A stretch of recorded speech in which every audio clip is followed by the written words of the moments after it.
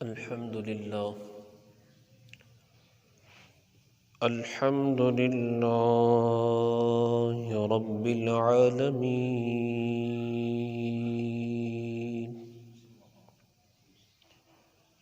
والصلاة والسلام على سيد الأنبياء والمرسلين. أما بعد فأعوذ بالله من الشيطان الرجيم.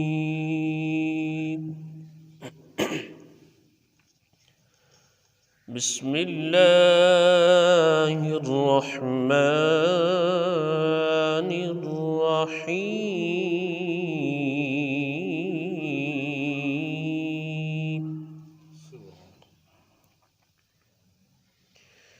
إنما يريد الله ليذهب عنكم الرجس أهل البيت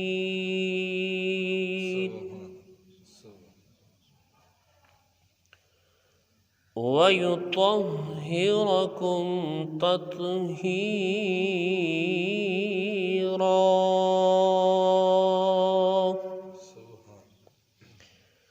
صدق الله العظيم وبلغنا رسوله النبي الكريم الأمين. إن الله وملائكته يصلون على النبي يا أيها الذين آمنوا صلوا عليه وسلموا تسليما. الصلاة والسلام عليك يا سيدي يا رسول الله. الصلاة والسلام عليك يا سيدي يا حبيب الله، وعلى آلك وأصحابك يا سيدنا يا محمد رسول الله صلى الله عليه وسلم.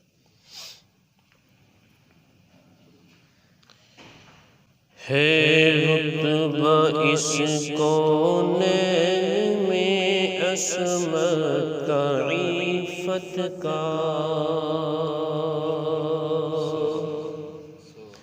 ہے رتبہ اس لیے کونین میں عصمت کا عفت کا،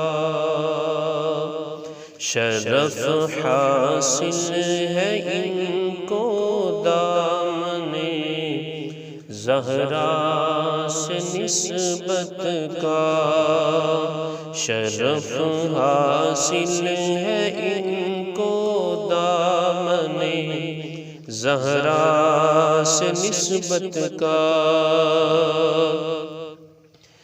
نبی کے دل کی راحت اور علی کے گھر کی زینت ہے،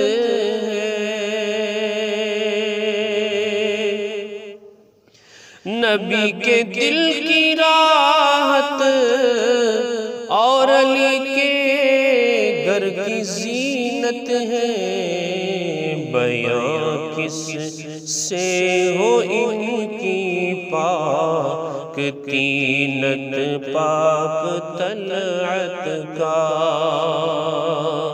بیاں کس سے ہو ان کی پاک تینت پاک طلعت کا. نبی کی لاڈلی بیوی ولی کی ماں شہیدوں کی، نبی کی لاڈلی بیوی ولی کی ماں شہیدوں کی، نبوت کا، ولایت کا، شہادت کا، یہاں جلوہ نبوت کا، ولایت کا، شہادت کا۔ وہ چادر جس کا آنچل چاند سورج نے نہیں دیکھا،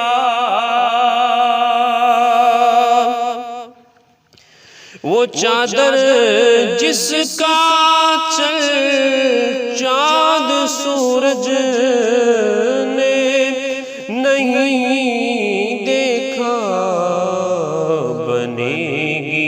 حشر میں پردہ گناہگاران امت کا، بنے گی حشر میں پردہ گناہگاران امت کا۔ اگر سالک بھی یا رب دعویٰ جنت کرے حق ہے،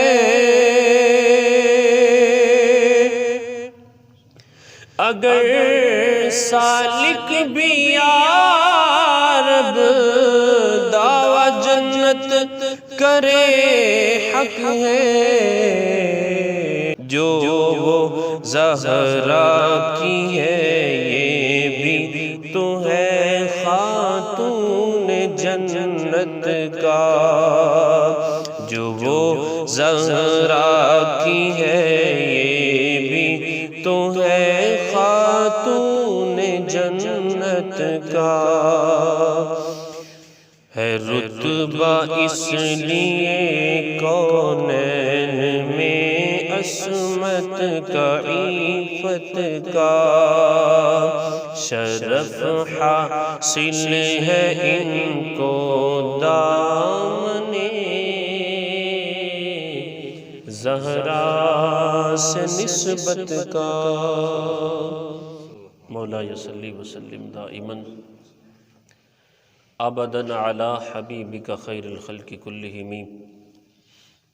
اللہم افتح علینا حکمتک وانشر علینا رحمتک یا ذا الجلال والاکرام۔ مولا صلی وسلم دائما ابدا علی حبیبک خیر الخلق کلہم۔ محترم محتشم سامعین کرام، حمد و ثنا اللہ تبارک و تعالی کی ذات کے لیے جو ہر ساجد کا پیارا مسجود ہے، اور درود و سلام بے شمار لاتعداد مرتبہ پیارے آقا دو عالم کے داتا صلی اللہ تعالی علیہ وآلہ وسلم کی مبارک ذات پر الحمدللہ ثم الحمدللہ۔ اللہ کا کروڑا احسان ہے کہ اس مالک لم یزل نے اپنے کرم سے، اپنی رحمت سے، اپنی عطا سے ہمیں رمضان تک پہنچایا، اور آج الحمدللہ رمضان المبارک کا پہلا جمعہ ہے، اور اتفاق کی بات ہے کہ آج روزہ بھی تیسرا ہے، اور 3 رمضان المبارک کو مخدومہ کائنات، سیدہ کائنات، شہزادی سرکار مدینہ صلی اللہ تعالی علیہ وآلہ وسلم حضرت سیدتنا فاطمۃ الزہرا رضی اللہ تعالی عنہا کا وصال پرملال ہوا۔ 3 رمضان المبارک کو آپ کی وفات ہوئی، تو اسی مناسبت سے آج آپ کی سیرت کے چند پہلو جو ہیں وہ انشاءاللہ بیان کرنے کی کوشش کریں گے۔ دعا ہے کہ اللہ تبارک و تعالی ہمیں سن کے، بیان کر کے اس پر صحیح معنوں میں عمل کرنے کی توفیق عطا فرمائے، اور ہماری وہ خواتین جو بیان سنتی ہیں اللہ انہیں بھی عمل کرنے کی توفیق نصیب فرمائے۔ محترم اور محتشم عاشقان رسول، اللہ تبارک و تعالی نے قرآن پاک میں ارشاد فرمایا، انما یرید اللہ لیذھب عنکم الرجس اہل البیت، اے نبی کے گھر والو، اللہ یہی چاہتا ہے کہ تم سے ناپاکی کو دور کر دے، وَيُطَهِّرْكُمْ تَطْهِيرًا، اور وہ تمہیں خوب صاف ستھرا کر دے۔ وَيُطَهِّرَكُمْ تَطْهِيرًا، کہ وہ تمہیں خوب صاف ستھرا کر دے۔ اس آیہ مقدسہ میں اہل بیت کا ذکر ہے، اہل البیت وَيُطَهِّرَكُمْ تَطْهِيرًا۔ اب یہ کہ اہل بیت سے مراد کون سی شخصیات ہیں، اس بارے میں علماء نے کافی کلام کیا، کتب میں موجود ہے، لیکن یہ کلام درست نہیں ہے اس کے بارے میں کہ اس اہل بیت سے مراد صرف 5 ہی شخصیات ہیں، حضرت علی المرتضیٰ، حضرت امام حسن، حضرت امام حسین، حضرت سیدہ فاطمۃ الزہرا اور سرکار کی ذات، جنہیں ہم پنجتن پاک کہتے ہیں، کہ اہل بیت سے مراد صرف یہی ہیں۔ یہ غلط ہے، بلکہ ایسا نہیں ہے۔ اگر قرآن کی اس آیت کو ہم پڑھیں، مکمل آیت، یا اس سے پیچھے جو اس آیت کے ساتھ ربط کرنے والی آیتیں ہیں، تو ان میں امہات المؤمنین کا ذکر ہے، میرے آقا کی پیاری ازواج کا ذکر ہے۔ تو جب بھی اہل بیت کا ذکر کیا جائے تو سب سے پہلے میرے آقا کی ازواج تو شامل ہیں، سرکار کی ازواج اہل بیت میں شامل ہیں۔ اب رہی یہ بات، علماء نے لکھا کہ پھر حدیث پاک میں میرے آقا نے جو چادر میں لے کر ان 5 افراد کو، سرکار خود تشریف فرما تھے، اور حضرت امام حسن، حضرت امام حسین، حضرت فاطمۃ الزہرا، حضرت علی المرتضیٰ، ان کو چادر میں لے کر سرکار نے ارشاد فرمایا کہ یہ میرے اہل بیت میں شامل ہیں۔ یہ جو حدیث پاک میں آتا ہے، اس کا جواب علماء نے یہ لکھا ہے کہ کیونکہ اہل بیت سے یہ بات مخفی تھی، اہل بیت میں سرکار کی ازواج مطہرات کا داخل ہونا وہ واضح ہے کہ پیچھے ذکر ہی انہی کا چلا آ رہا ہے۔ ایک چیز مخفی تھی تو میرے آقا نے حدیث میں چادر میں لے کر اس کو بیان فرما دیا کہ یہ بھی میرے اہل بیت میں ہے۔ تو بہرحال اہل بیت میں سرکار کی ازواج مطہرات بھی شامل ہیں اور پنجتن پاک بھی شامل ہیں۔ اب اس اہل بیت میں سے صرف ایک شخصیت حضرت فاطمۃ الزہرا رضی اللہ تعالی عنہا، ان کا ذکر خیر آج ہم نے کرنا ہے۔ یہاں جو ہے نا آیہ مقدسہ میں یہ الفاظ وَيُطَهِّرَكُمْ تَطْهِيرًا، اللہ انہیں خوب صاف ستھرا کرنا چاہتا ہے۔ بعض علماء نے اس آیہ مقدسہ کے تحت یہ بھی فرمایا کہ اللہ تبارک و تعالی اپنے نبی کے پیارے گھر والوں کو گناہوں کی گندگی سے، ناپاکی سے دور رکھنا چاہتا ہے، انہیں پاک صاف ستھرا کرنا چاہتا ہے۔ یہ بات اس موقع پہ ذہن میں رکھنی چاہیے کہ کچھ لوگ ائمہ کرام، اماموں کو یا نبی اور فرشتے کے علاوہ کسی اور کو بھی معصوم مانتے ہیں۔ یہ عقیدہ اہل سنت نہیں ہے۔ ہمارا عقیدہ اہل سنت یہ ہے کہ معصوم ہونا یہ صرف اور صرف نبی اور فرشتے کا خاصہ ہے۔ نبی اور فرشتے جو ہیں یہ معصوم ہیں، ان کے علاوہ اگر کوئی شخص کسی اور کو، اماموں کو، کسی اور کو وہ معصوم بتاتا ہے، سمجھتا ہے، کہتا ہے، وہ بد دین اور گمراہ ہے۔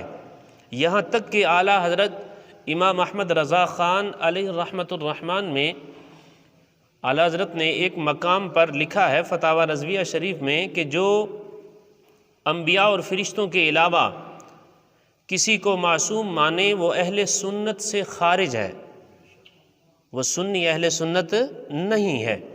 تو بہرحال اس کی آڑ میں کچھ لوگ دھوکہ دیتے ہیں تو اس دھوکے سے بچنا چاہیے۔ ہمارا عقیدہ اہل سنت یہ ہے کہ نبی اور فرشتے ہی معصوم ہیں، ان کے علاوہ کوئی معصوم نہیں۔ ہاں اللہ کی عطا سے وہ محفوظ ہو سکتے ہیں، اللہ نے انہیں گناہوں سے محفوظ کر لیا۔ تو بہرحال حضرت سیدہ فاطمہ الزہرا رضی اللہ تعالی عنہا میرے آقا کے مبارک گھرانے سے ہیں، سب سے چھوٹی اور پیاری لاڈلی ہیں میرے آقا کی، سب سے چھوٹی بیٹی ہیں سرکار صلی اللہ تعالیٰ علیہ وآلہ وسلم کی۔ مختلف اقوال ہیں آپ کی ولادت کے، جن میں سے ایک قول یہ بھی ہے کہ 5 سال قبل، اعلان نبوت سے 5 سال پہلے آپ کی ولادت ہوئی، اور 2 ہجری میں آپ کا نکاح ہوا۔ حضرت علی المرتضیٰ شیر خدا کرم اللہ تعالی وجہ الکریم سے نکاح بھی کیسا پیارا ہوا۔ ایک روایت میں ایسا آتا ہے کہ ایک مرتبہ میرے آقا علیہ الصلوۃ والسلام نے ارشاد فرمایا، یا علی، اے علی، ھذا جبریل، یہ جبریل ہیں، یخبرنی، وہ مجھے خبر دینے آئے ہیں، بتا رہے ہیں کہ ان اللہ، کہ اللہ نے یزوجک فاطمہ، کہ اللہ نے تیرا نکاح فاطمہ سے کر دیا ہے، اور اس پر 40 فرشتے گواہ ہیں۔ ایسا مبارک نکاح، اللہ اکبر۔ تو 2 ہجری میں آپ کا نکاح ہوا، اور پھر 11 ہجری میں سرکار کی وفات ظاہری کے تقریباً 5-6 ماہ بعد آپ کی وفات ہوئی۔ 3 رمضان المبارک کو منگل کا دن تھا، تو 11 ہجری میں آپ کی وفات ہوئی، اور آپ کا جو نماز جنازہ ہے یہ عاشق اکبر، یار غار، یار میزار حضرت سیدنا ابو بکر صدیق رضی اللہ تعالی عنہ نے پڑھایا، اور اللہ تبارک و تعالیٰ نے آپ کو 6 بچے عطا فرمائے، 3 بیٹے اور 3 بیٹیاں۔ محترم اور محتشم عاشقان رسول، حضرت سیدہ طیبہ طاہرہ فاطمہ الزہرا رضی اللہ تعالی عنہا، آپ کی والدہ محترمہ ایسی شخصیت کی مالک ہیں کہ میرے آقا نے ارشاد فرمایا کہ جب سب لوگوں نے میرا انکار کیا، مجھے جھٹلا دیا، آمنت بھی، اس وقت جو مجھ پر ایمان لائی وہ کون تھی؟ حضرت خدیجۃ الکبریٰ۔ تو آپ کی والدہ محترمہ حضرت خدیجۃ الکبریٰ ہیں، اور سرکار نے ایک مقام پہ ایسا بھی فرمایا کہ جس وقت مجھے سب نے جھٹلا دیا، اس وقت میری تصدیق کرنے والی، سب سے پہلے مجھے سچا ماننے والی، وہ حضرت خدیجۃ الکبریٰ رضی اللہ تعالیٰ عنہ، اور عورتوں میں سے سب سے پہلے نماز پڑھنے والی وہ بھی حضرت خدیجۃ الکبریٰ ہیں، حضرت فاطمہ الزہرا رضی اللہ تعالی عنہا کی والدہ محترمہ۔ بڑی سرکار کو ایک خاص قسم کی محبت تھی اپنی اس بیٹی سے، اس شہزادی سے، یہاں تک آتا ہے کہ میرے پیارے آقا صلی اللہ تعالیٰ علیہ وآلہ وسلم اگر کسی سفر کے اوپر جانے کا ارادہ کرتے تو سب سے آخر میں اپنے بیٹی کے ہاں تشریف لے آتے۔ حضرت فاطمہ الزہرا رضی اللہ تعالی عنہا کو مل کے جاتے۔ جب باہر سے کسی سفر سے سرکار کی واپسی ہوتی، مدینہ شریف میں آتے، سب سے پہلے اپنی بیٹی کو ملنے کے لیے جاتے، وہ بیٹی جن کا نام حضرت فاطمہ الزہرا رضی اللہ تعالی عنہا ہے۔ اس سے ذرا یہ بات بھی آپ اپنے ذہن میں رکھیں کہ بیٹیوں سے محبت کرنا، پیار کرنا، الفت رکھنا، یہ سنت مصطفیٰ ہے۔ اور میرے آقا کا ایسا نرالا انداز تھا کہ جب سرکار بیٹھے ہوتے اور حضرت فاطمہ الزہرا رضی اللہ تعالی عنہا تشریف لاتی، پتہ سرکار کیسے خوشی کا اظہار کرتے؟ سرکار فرماتے مرحباً بابنتی، میری پیاری بیٹی خوش آمدید۔ اس انداز میں، اس ناز اور انداز کے ساتھ سرکار صلی اللہ تعالیٰ علیہ وسلم اپنی بیٹی کو ویلکم کرتے، اور سرکار جس جگہ کے اوپر بیٹھے ہوتے سرکار کھڑے ہو جاتے اور اپنی بیٹی کا ہاتھ پکڑتے، اس کو بوسہ دیتے، چومتے، پھر اپنی جگہ کے اوپر اپنے پیارے جگر کے ٹکڑے حضرت فاطمہ الزہرا رضی اللہ تعالی عنہا کو بٹھا لیتے۔ میرے پیارے اور محترم عاشقان رسول، کیا ہی شان ہے۔ آپ دیکھیں، ایک طرف باپ اور ماں کی حیثیت سے دیکھیں تو باپ وہ ہیں جو سید الانبیاء ہیں، تمام آقاؤں کے آقا، پیارے آقا صلی اللہ تعالیٰ علیہ وآلہ وسلم جو پوری کائنات کے دولہا ہیں، اور ماں وہ ہیں جنہوں نے مال جان سب کچھ سرکار کے اوپر قربان کر دیا۔ جب تک حضرت سیدتنا خدیجۃ الکبریٰ رضی اللہ تعالیٰ عنہ میرے آقا کے نکاح میں رہی، سرکار نے کسی اور سے نکاح نہیں فرمایا۔ یہاں تک بھی آتا ہے، بعض امہات المؤمنین نے یہ بھی لکھا، حضرت اماں عائشہ صدیقہ رضی اللہ تعالیٰ عنہ کے حوالے سے آتا ہے، علماء نے لکھا، آپ فرماتی تھی کہ مجھے صرف اور صرف حضرت خدیجۃ الکبریٰ رضی اللہ تعالیٰ عنہا کے اوپر رشک آتا ہے کہ آپ کی وفات کے بعد بھی جو آپ کی سہیلیاں تھیں، سرکار اگر گھر میں گوشت کرتے تو کچھ نہ کچھ تحفہ آپ کی سہیلیوں کے پاس بھی بھیجا کرتے۔ تو والدہ کی طرف سے ایسی شان، اور پھر خاوند کی طرف سے فاتح خیبر، شیر خدا، مشکل کشا، حیدر کرار، حضرت علی المرتضیٰ، چنے ہوئے اللہ کے بندوں میں سے آپ کے شوہر ہیں۔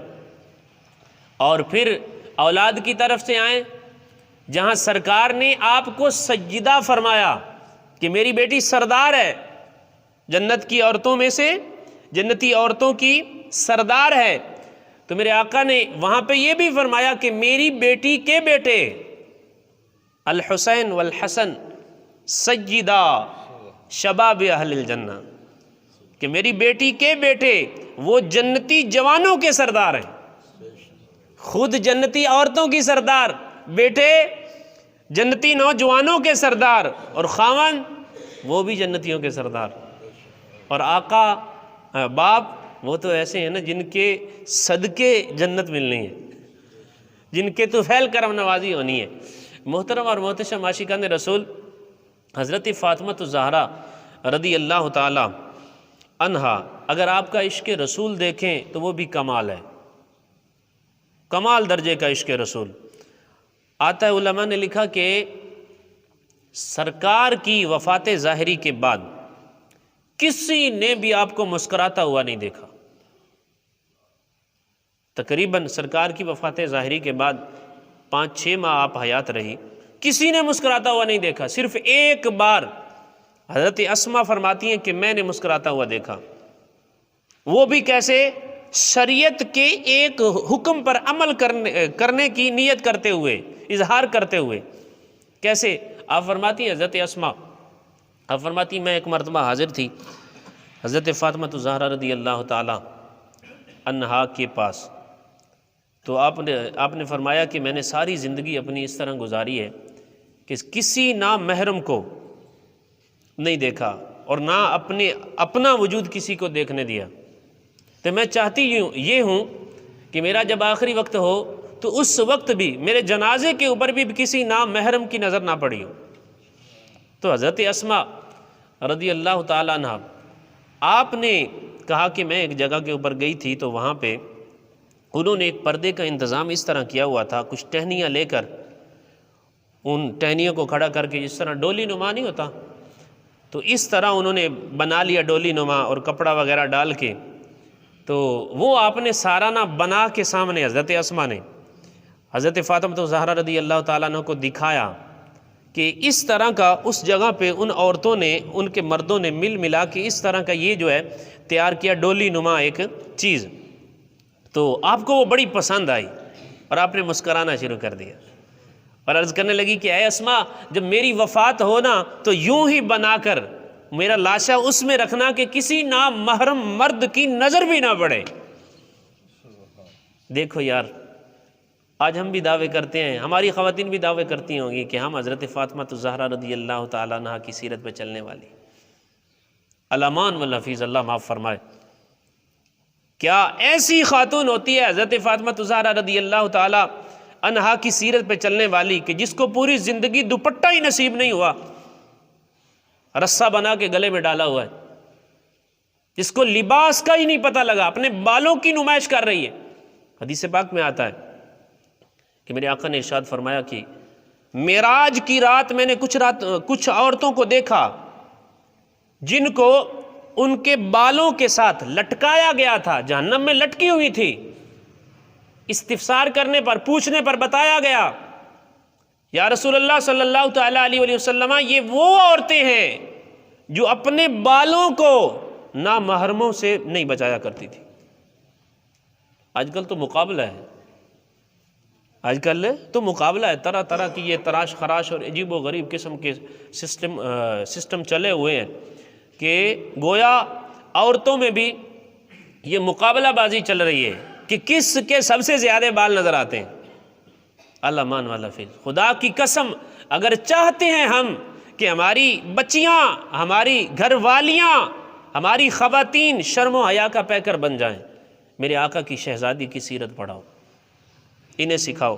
اور یار وہ جن کی تمنا یہ تھی کہ میرا آخری وقت اگر میں اس دنیا سے چلی بھی جاؤں، سمجھ آ رہی، دنیا سے چلی جاؤں، وفات ہو جائے، ڈیتھ ہو جائے، اس کے بعد بھی وہ یہ نہیں چاہتی کہ میرے جنازے کے اوپر کسی نامحرم کی نظر پڑ جائے۔ اتنا عظیم الشان جذبہ اپنے بابا کی شریعت کے اوپر چلنے کا۔ اللہ تبارک و تعالیٰ نے بھی کیا خوب ارشاد فرمایا نا، وَيُطَهِّرَكُمْ تَطْهِيرًا، اللہ خوب صاف ستھرا اور پاکیزہ کرنا چاہتا ہے۔ محترم اور محتشم عاشقان رسول، تو ایک مرتبہ آپ مسکرائی، جس کے بارے میں علماء نے لکھا کہ وہ اس وجہ سے مسکرائی، یعنی ایک شریعت کا حکم عمل کرنے کا موقع مل گیا، گویا تلاش میں تھی، اس انتظار میں تھی کہ اس کا حل بھی مل جائے۔ حضرت اسماء بنت امیس، جب آپ نے وہ حل بتا دیا تو آپ نے مسکرانا شروع کر دیا۔ اس کے علاوہ سرکار کی وفات ظاہری کے بعد علماء نے لکھا ہے کہ کبھی بھی آپ کو کسی نے مسکراتے ہوئے نہیں دیکھا، بڑی رنج و ملال میں تھی، یہاں تک کہ اتنا صدمہ آپ کو پہنچا سرکار کی وفات ظاہری کی وجہ سے۔ آپ فرماتی تھی کہ اگر یہ صدمہ دنوں کو پہنچ جاتا، دنوں کو ملتا تو دن راتیں بن جاتی، دن راتیں بن جاتی۔ میرے پیارے اور محترم عاشقان رسول، عشق رسول کمال درجے کا، یہاں تک کہ علماء فرماتے ہیں کہ چلنے میں، انداز گفتگو میں، بیٹھنے میں، اٹھنے میں، گفتار میں، ہر طریقہ کار میں آپ جتنی سرکار سے مشابہت رکھتی تھی نا، کوئی بھی نہیں رکھتا تھا۔ ایک یہ انداز آتا ہے نا حدیثوں میں کہ سرکار کی بارگاہ میں جب آپ آتی تو سرکار صلی اللہ تعالیٰ علیہ وسلم کھڑے ہو جاتے، مرحباً بی ابنتی، کہتے خوش آمدید ہے میری پیاری بیٹی، اور ایک یہ سلسلہ سرکار بوسہ دیتے۔ یہاں تک بھی آتا ہے حدیث پاک میں، سرکار فرماتے ہیں کہ جب مجھے شوق ہوتا ہے، جب میں چاہتا ہوں جنت کی خوشبو سونگھنے کا، تو کیا کرتا ہوں، اپنی پیاری بیٹی حضرت فاطمہ کو بوسہ دیتا ہوں، مجھے جنت کی خوشبو آتی۔ آپ کی والدہ محترمہ حضرت خدیجہ الکبریٰ رضی اللہ تعالیٰ عنہ، آپ فرماتی جب سے آپ کا نور جو ہے وہ میرے پیٹ میں آیا تو اس کے بعد 9 ماہ مجھے جنت کی خوشبو آتی رہی۔ اور میرے آقا نے فرمایا، حدیث پاک ہے کہ میری بیٹی انسانی شکل میں حوروں کی طرح، حیض نفاس سے پاک، مینسس سے پاک، یہاں تک کہ ایک وقت میں آپ کے شہزادے کی ولادت ہوئی اور دوسرے وقت میں آپ نماز ادا کر رہی تھی۔ عام عورتوں کی کنڈیشن ایسی نہیں ہوتی نا، لیکن اللہ تبارک و تعالیٰ نے یہ خاصہ آپ کو عطا فرمایا، یہ کرم عطا فرمایا کہ اللہ یہی چاہتا ہے کہ اے نبی کے گھر والوں تمہیں پاک اور خوب صاف ستھرا کر دے۔ محترم اور محتشم عاشقان رسول، پھر آپ کی زندگی کا انداز دیکھیں، نماز سے محبت دیکھیں، قرآن سے محبت دیکھیں، سبحان اللہ، نماز سے کیسی محبت۔ علامہ عبدالحق محدث دہلوی رحمۃ اللہ تعالیٰ علیہ، ہمیں بھی سوچنا چاہیے اس واقعے کو، اس روایت کو سن کے ہماری خواتین کو بھی سوچنا چاہیے۔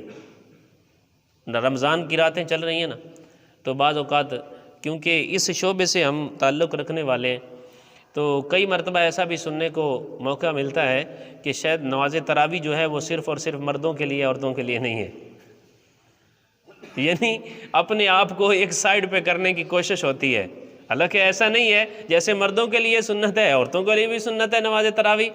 اچھا، دوسری بات یہ کہ بالخصوص ان خواتین کو اور ہمیں یہ سوچنا چاہیے، علامہ عبدالحق محدث دہلوی رحمۃ اللہ تعالیٰ علیہ آپ فرماتے ہیں کہ حضرت امام حسن رضی اللہ تعالیٰ عنہ آپ فرماتے ہیں کہ ہمارے گھر میں ایک جگہ بنی ہوئی تھی مسجد کے نماز پڑھنے کے لیے، تو گھر میں نماز پڑھنے کے لیے ایک جگہ مخصوص کر لینا یہ صحابیات سے ثابت ہے، ایسا کرنا چاہیے۔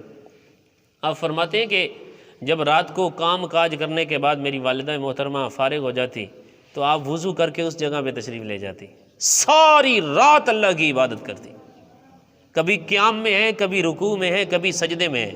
حضرت امام حسن آپ کے شہزادے فرماتے ہیں یہاں تک کہ آپ عبادات کرتی رہتی، نماز پڑھتی رہتی، یہاں تک کہ فجر صبح طلوع ہو جاتی، ساری رات نماز میں گزار دی۔ میرے پیارے اور محترم عاشقان رسول، یہ عادت کریمہ تھی آپ کی، یعنی آپ کی شخصیت ایسی کامل تھی اپنے بابا کے فرامین کے اوپر عمل کرنے والی کہ میرے آقا نے ارشاد فرمایا الصلاۃ معراج المومن، نماز مومن کی معراج ہے، نماز جنت کی کنجی ہے، نماز نور ہے، اور ایسی محبت نماز سے۔ میرے پیارے اور محترم عاشقان رسول، دوسری طرف ہماری حالت بھی ہے، کیا ہوتی ہے ہمارے مردوں کی حالت، کیا ہوتی ہے ہماری خواتین کی حالت، کیا ہوتی ہے، کتنا عشق نماز ہے، کتنی محبت نماز ہے، کتنی لگن ہے۔ اور پھر تلاوت قرآن، حضرت سلمان فارسی رضی اللہ تعالیٰ عنہ آپ فرماتے ہیں کہ ایک مرتبہ کیا ہوا کہ سرکار صلی اللہ تعالیٰ علیہ وآلہ وسلم نے مجھے حکم ارشاد فرمایا اور میں آپ کے حکم فرمانے پر حضرت فاطمہ الزہرا رضی اللہ تعالیٰ عنہا کے گھر میں گیا۔ کیا دیکھتا ہوں کہ حضرت امام حسن اور حضرت امام حسین آپ سو رہے ہیں اور آپ ان کو پنکھے سے ہوا بھی دے رہی ہیں، جھولا بھی جھلا رہی ہیں، اور ساتھ میں قرآن پاک کی تلاوت کر رہی ہیں، اور جن کی لوریوں میں قرآن کی تلاوت ہو پھر وہ سید الشہداء نہیں بنتے تو اور کیا بنتا ہے؟ اور ہمارے ہاں ہماری لوریاں کیسی ہوتی ہیں، میرا پتر تھانے دار بنے گا، میرا پتر فلان بنے گا، ٹیر بنے گا، یہ بنے گا، وہ بنے گا۔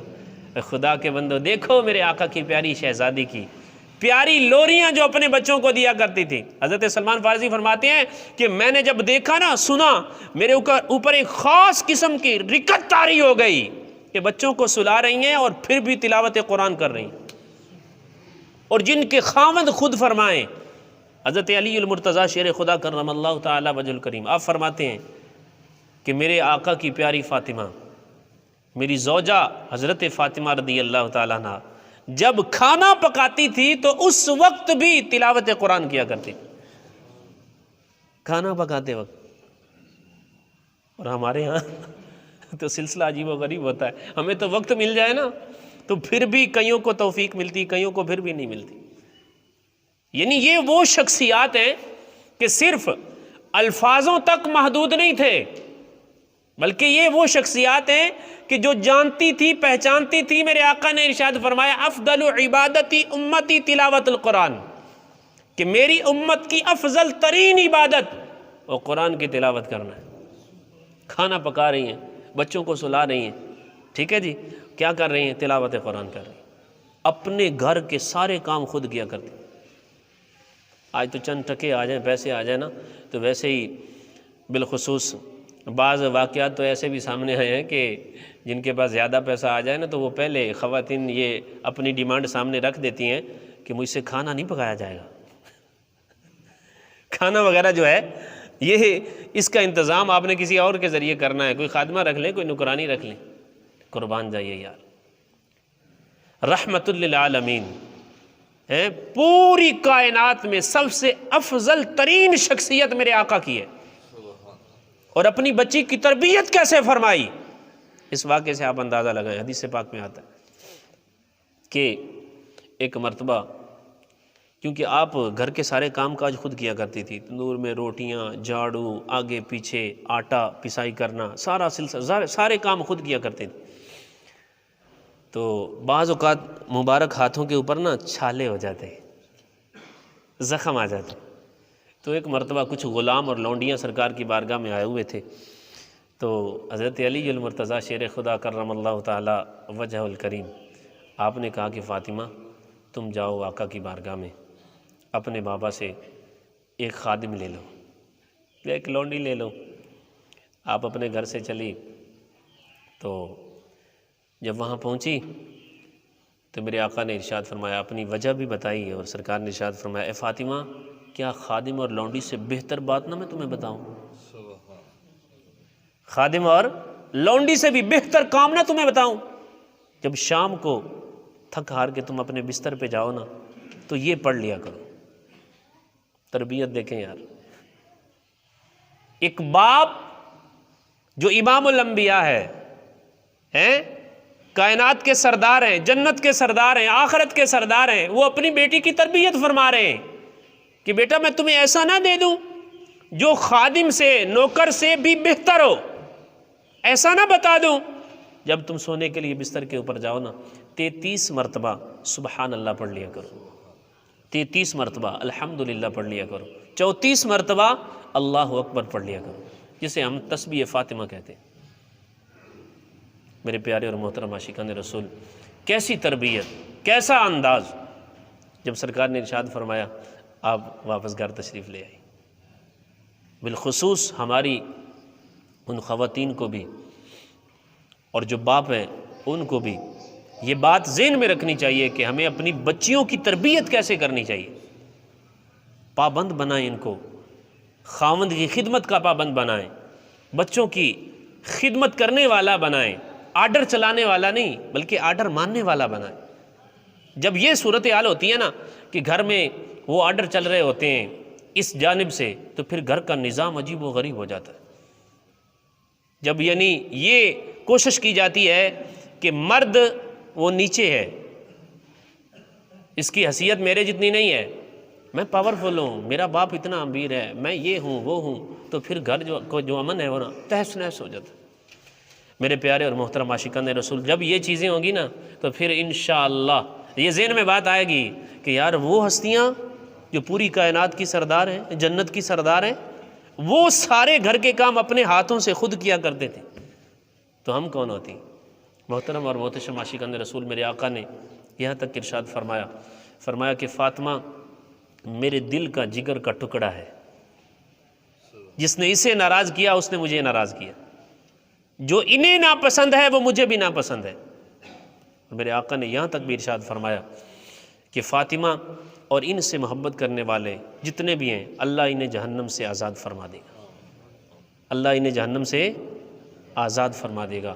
محترم اور محتشم عاشقان رسول، اپنے اندر ایسا ذوق پیدا کیجیے، ایسی ہمت پیدا کیجیے، اور بالخصوص حضرت فاطمہ الزہرا رضی اللہ تعالی عنہا کی مبارک حیا کے صدقے دعائیں مانگا کریں، مولا ہماری بچیوں کو، ہماری گھر والوں کے بھی حیا کا پیکر بنا۔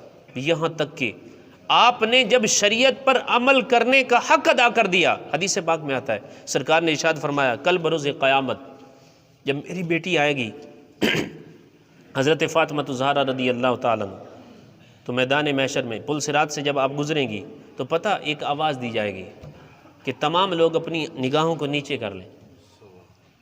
ایک منادی، ایک ندا کرنے والا ندا کرے گا، اپنی نگاہیں نیچی کر لو کہ میرے آقا علیہ الصلوۃ والسلام کی پیاری شہزادی حضرت فاطمہ الزہرا رضی اللہ تعالی عنہا نے گزرنا ہے۔ کیا عمل ہے یار، کیا شان ہے! اللہ تبارک و تعالی ان کے صدقے ہماری بخشش فرمائے، ایسا شرم و حیا کا پیکر بنائے۔ واقعی جو بندہ جتنا کامل مومن ہوتا ہے نا، اس میں حیا اتنی زیادہ ہوتی ہے۔ جو بندہ جتنا ایمان سے دور ہوتا ہے نا، اتنا زیادہ بے حیا ہوتا ہے۔ حیا اور ایمان کا بڑا گہرا تعلق ہے۔ یہاں تک فرمایا گیا کہ جب حیا چلی جائے نا، پھر جو مرضی کرو تم۔ جب حیا ہی نہ رہی تو پھر تمہارے پاس کیا رہا؟ کچھ بھی نہ رہا، سب کچھ چلا گیا، بندہ خالی ہو گیا۔ ایک حیا ہی تو ہے کہ جب یہ بندے کے سینے کے اندر آتی ہے تو یہ بندے کو ابھارتی ہے کہ بڑے کے ساتھ کیسے بات کرنی ہے۔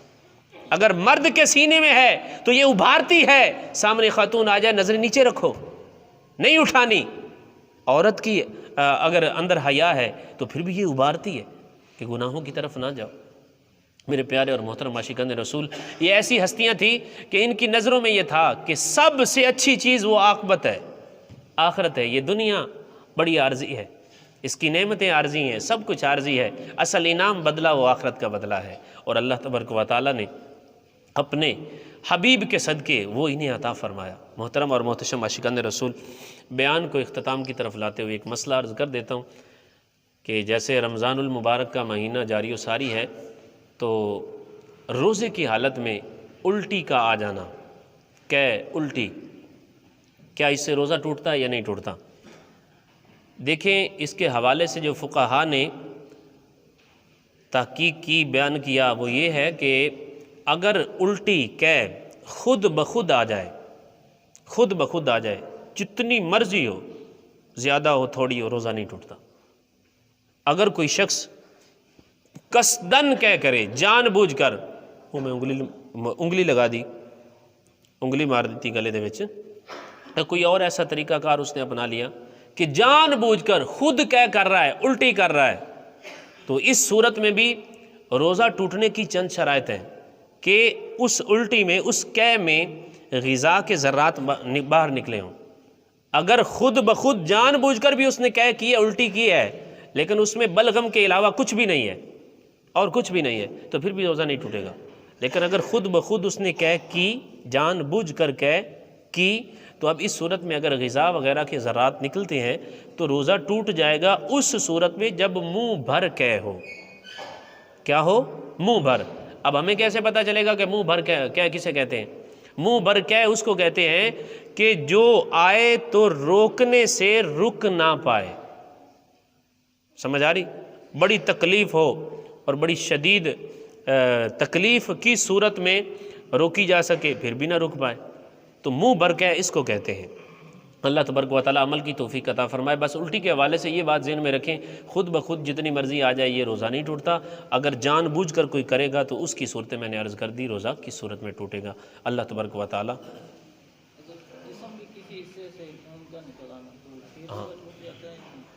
جسم کے کسی حصے سے خون نکل جانا، تھوڑا نکل جائے، زیادہ نکل جائے، یا ٹیکے سرنج کے ذریعے نکالا جائے، یا کسی کو اپنے وجود سے ایک بوتل نکال کر دے دی جائے، اس سے روزے کے اوپر کوئی فرق نہیں پڑتا، روزہ نہیں ٹوٹتا۔ وما علینا الا البلاغ۔